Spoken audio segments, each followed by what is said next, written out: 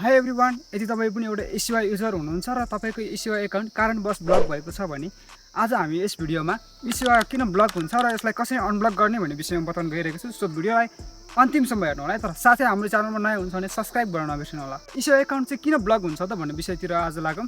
eSewa block हुनेको तीनवटा major कारणहरू रहेको छ। पहिलो नम्बरमा रहेको छ 3 टाइम रङ पासवर्ड। यदि तपाईँले आफ्नो eSewa एकाउन्टमा चाहिँ 3 टाइम रङ पासवर्ड हाल्नु भयो भने तपाईँको eSewa एकाउन्ट चाहिँ ब्लक हुन्छ।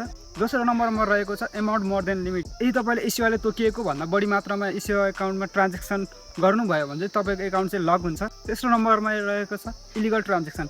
यदि तपाईँले eSewaको थ्रु इलिगल ट्रान्जेक्सनहरू गरेको थाहा पाएमा eSewaले तुरुन्तै ब्लक गर्छ। अब लागौँ हामी eSewaलाई कसरी अनब्लक गर्ने भन्ने विषयतिर। पहिलो नम्बरमा रहेको छ राइट अ मेल। यदि तपाईँको एकाउन्ट चाहिँ ब्लक भएको छ भने चाहिँ तपाईँले फर्स्टमा eSewaलाई मेल गर्नुपर्ने हुन्छ। दोस्रो नम्बरमा रहेको छ कस्टमर केयर। तपाईँले कस्टमर केयरमा चाहिँ सिधै डाइरेक्ट फोन गरेर आफ्नो eSewa एकाउन्ट चाहिँ अनब्लक गर्न पनि सक्नुहुनेछ। त्यसैको थर्डमा रहेको छ eSewa अफिस।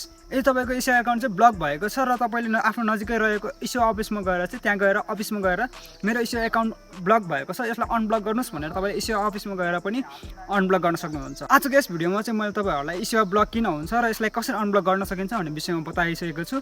र यस्तै भिडियोहरू हेर्नको लागि चाहिँ हाम्रो यो समीर तामाङ युट्युब च्यानललाई चाहिँ सब्स्क्राइब गर्न नबिर्सनु होला है त। यतिन्जेलको लागि बाई बाई।